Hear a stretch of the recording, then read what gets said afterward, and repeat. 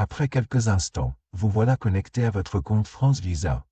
En haut à droite, votre nom et prénom sont affichés. Pour commencer, cliquez sur Créer une nouvelle demande dans un nouveau groupe. Votre demande se déroulera en 6 étapes. La première étape est intitulée « Votre projet ». Ici, vous devez renseigner toutes les informations relatives à votre projet de séjour. Tous les champs annotés d'une étoile sont obligatoires, donc assurez-vous de bien les remplir. D'abord, on vous demande des informations sur votre situation, notamment votre nationalité actuelle. On vous interroge également sur la nature de votre voyage, à savoir si vous allez voyager seul ou rejoindre un membre de votre famille ressortissant d'un pays de l'Union européenne. Pour cet exemple, nous allons sélectionner « Non ». Cependant, si dans votre cas la réponse est « Oui », cochez cette option. Ensuite, des informations sur votre séjour vous seront demandées. Cela inclut votre lieu de résidence ainsi que la ville où vous déposerez votre demande, le type de visa demandé, et la destination principale de votre séjour. Il est important de suivre l'ordre des réponses, sinon certaines options risquent de ne pas s'afficher correctement. Puis, vous devrez fournir des informations sur votre document de voyage, autrement dit, votre passeport. Cela comprend l'autorité qui vous l'a délivré, le type de document, passeport ordinaire, le numéro de votre passeport, sa date de délivrance, ainsi que sa date d'expiration. Une remarque très importante avant de poursuivre. La date d'expiration de votre passeport doit être supérieure d'au moins 3 mois à la date prévue de votre départ de l'espace Schengen. Si ce n'est pas le cas, il est inutile de continuer à remplir ce formulaire car vous risquez fort de recevoir un refus. Dernière partie avant de finaliser cette première étape. On vous demande de fournir des informations concernant votre projet de voyage. Vous devez choisir l'objet principal de votre voyage parmi cette liste de propositions. Chacun doit faire son choix selon son propre projet. Par exemple, pour un regroupement familial, sélectionnez le premier choix. Pour des études, choisissez le deuxième choix. Si vous voyagez pour des raisons médicales, sélectionnez « Raison médicale ». L'essentiel est de donner une raison véridique et surtout vérifiable. Si votre raison ne peut pas être vérifiée, il est fort probable que votre demande aboutisse à un refus. Par exemple, si vous sélectionnez « Visite familiale » sans apporter la preuve que vous avez été invité par un membre de votre famille, vous risquez d'avoir un refus même si votre dossier est par ailleurs solide. Pour cette vidéo, comme c'est le cas de la majorité des demandeurs, nous allons sélectionner « Tourisme ». Ensuite, pour le motif, nous choisissons « Tourisme » ou « Visite privée ». Ensuite, des informations complémentaires sur votre projet de voyage peuvent vous être demandées. Comme cette question n'est pas annotée d'une étoile, vous n'êtes pas obligé d'y répondre. Vous êtes donc libre d'ajouter ou non d'autres informations sur votre projet de voyage. Dans notre cas, nous laissons cette section vide et passons directement à la deuxième étape en cliquant sur « Vérifier ». Instantanément, on vous indique que vous avez besoin d'avoir un visa pour voyager en France. Avant de cliquer sur « Suivant », vous avez la possibilité de sauvegarder en cliquant ici.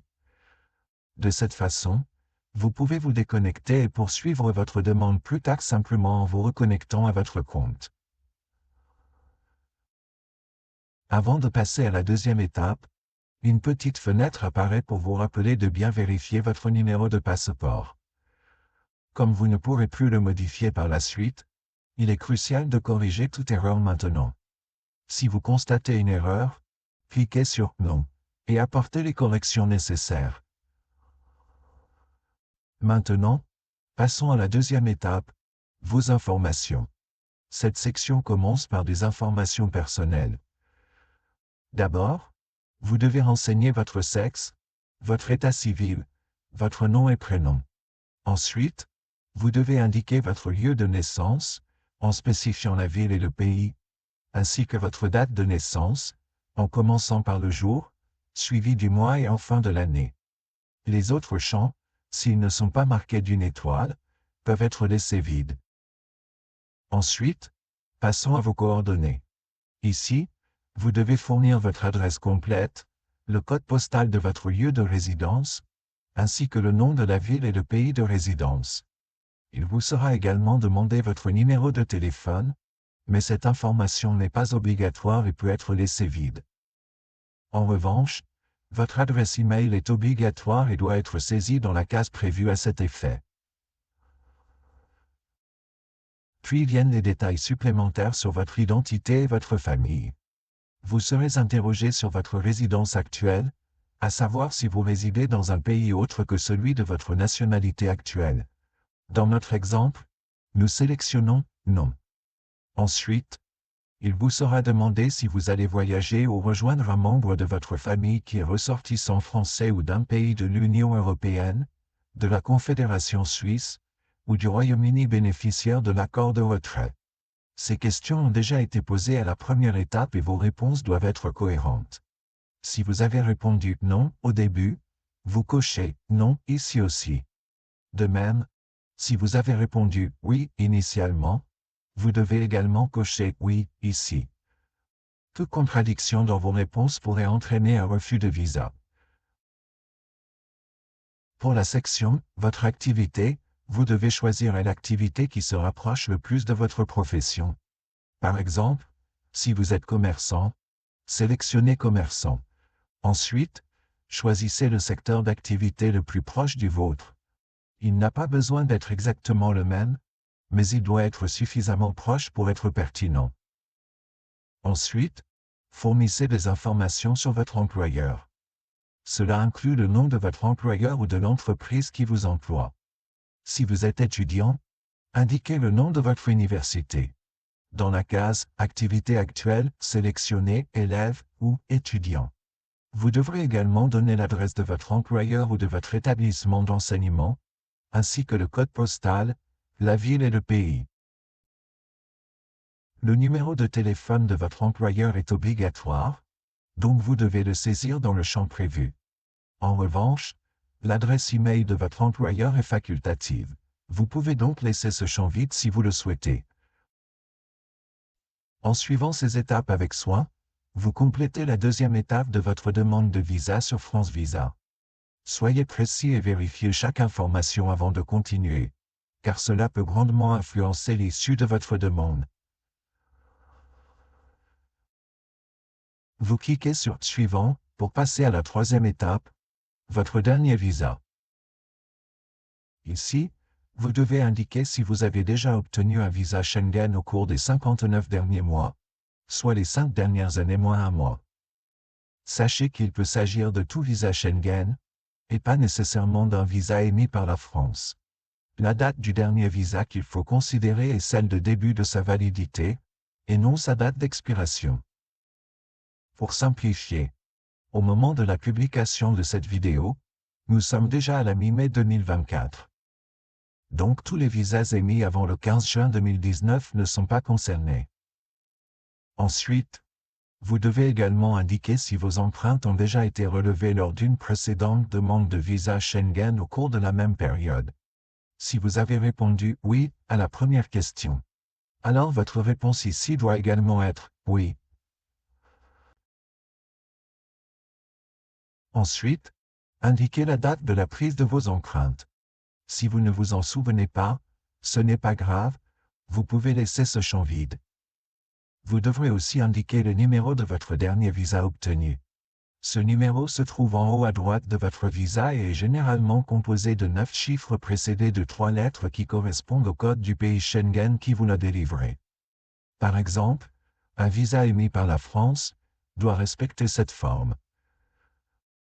Si vous n'avez jamais obtenu de visa Schengen, ou si votre dernier visa date de plus de 59 mois, cochez « Non » pour les deux questions. Enfin, cliquez sur « Suivant » pour passer à la quatrième étape. Étape 4 sur 6. Votre séjour. Cette étape consiste à fournir tous les détails relatifs à votre séjour dans l'espace Schengen. La première question vous demande si, lors de votre voyage en France, vous allez également voyager vers un autre pays Schengen, même pour quelques heures. Pour cet exemple, nous allons répondre « non ». Ensuite, vous devez indiquer votre date d'arrivée prévue dans l'espace Schengen, c'est-à-dire la date à laquelle vous avez l'intention de voyager en France. Il est préférable de prévoir des dates relativement éloignées, surtout avec la nouvelle procédure de prise de rendez-vous, où vous devez remplir ce formulaire bien avant de connaître votre date de dépôt. Il vaut donc mieux prévoir des dates de départ éloignées d'au moins 2 mois. Juste à côté, indiquez la date à laquelle vous prévoyez de quitter l'espace Schengen, c'est-à-dire la date à laquelle vous avez l'intention de rentrer dans votre pays. Vous devez également indiquer la durée de votre séjour en nombre de jours. Ce nombre de jours doit correspondre exactement au nombre de jours entre la date d'arrivée et la date de départ prévue. Il est donc conseillé de bien faire le compte. 1, 2, 3, 4, 5, 6, 18, 19, 20, 21 et 22. Ensuite, on vous demande d'indiquer le nombre d'entrées que vous souhaitez pour votre visa. Pour obtenir un visa à entrée multiple, vous devez sélectionner entrée multiple. La question suivante est directement liée à celle-ci, le nombre de séjours envisagés en France pour l'année à venir. Si vous avez indiqué une seule entrée, alors ici vous devez aussi indiquer un seul séjour. Mais si vous avez indiqué entrée multiple, alors ici vous devez indiquer au moins 2 séjours. C'est une simple question de logique. Enfin, le motif principal de votre séjour sera le même que celui que vous avez indiqué au début de ce formulaire. Dans ce cas, c'est tourisme ou visite privée. Si vous avez un autre projet de séjour, vous pouvez l'indiquer ici. Sinon, laissez ce champ vide et cliquez sur « Suivant » pour passer à la 5e et avant-dernière étape. Pour finaliser votre demande de visa, il est crucial de fournir toutes les informations relatives à vos contacts sur votre lieu de séjour. Cela commence par identifier la personne ou l'organisme qui vous accueillera. Si un membre de votre famille vous héberge, cochez la première case « Une personne m'accueille ». Si votre séjour est lié au travail ou aux études, cochez la 2e case « Une entreprise, une organisation ou un établissement m'accueille ». Pour cet exemple, prenons la situation la plus courante, la 3e case, mon hôtel ou mon lieu d'hébergement, ce qui signifie que vous devez avoir une réservation d'hôtel valide pour toute la durée de votre séjour. Dans toutes les situations, vous devez fournir des informations détaillées sur la personne ou l'organisme d'accueil, y compris le nom de l'hôtel, son adresse complète avec le code postal, la ville et le pays. Comme à chaque fois sur ce formulaire, le numéro de téléphone est facultatif, mais l'adresse e-mail est obligatoire, donc saisissez-la soigneusement. Ensuite, vous devez indiquer qui financera votre voyage. Les 2 options sont « par moi-même » ou « par un garant ». Dans notre exemple, nous choisissons la réponse la plus courante, « par moi-même ». Vous devez ensuite préciser comment vous comptez financer votre séjour.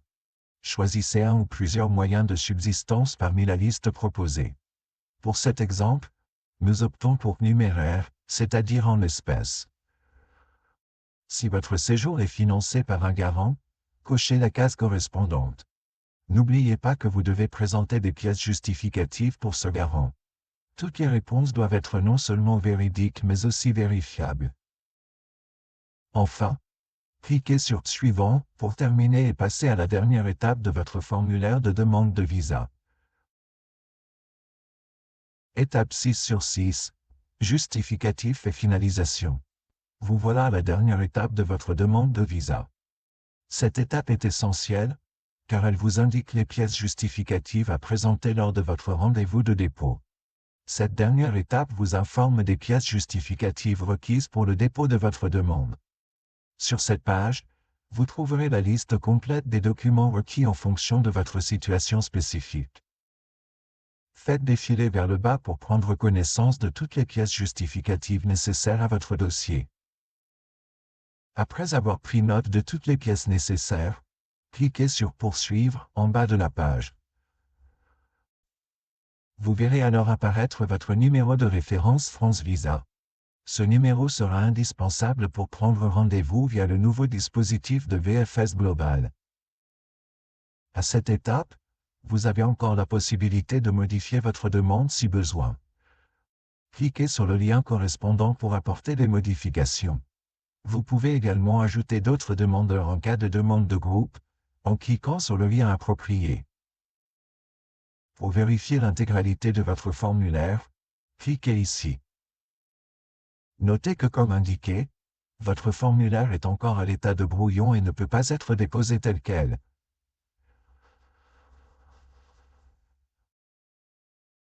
Vous devez d'abord le finaliser en cochant la case « Je déclare que toutes les informations sont correctes et complètes ». Une fois que vous avez cliqué sur « Poursuivre » et « Confirmer », vous serez averti que vous ne pourrez plus modifier votre formulaire. Une fois cette étape franchie, le formulaire ainsi que le récépissé d'enregistrement pour chaque membre du groupe seront automatiquement téléchargés sur votre ordinateur sous un même fichier PDF. Vous voilà prêt pour la prochaine étape, le dépôt de votre demande de visa. Et voilà, nous arrivons à la fin de cette vidéo. Nous espérons sincèrement qu'elle vous sera utile dans vos futures démarches de demande de visa. Nous vous remercions chaleureusement de l'avoir regardé et espérons que vous avez trouvé nos conseils instructifs et utiles.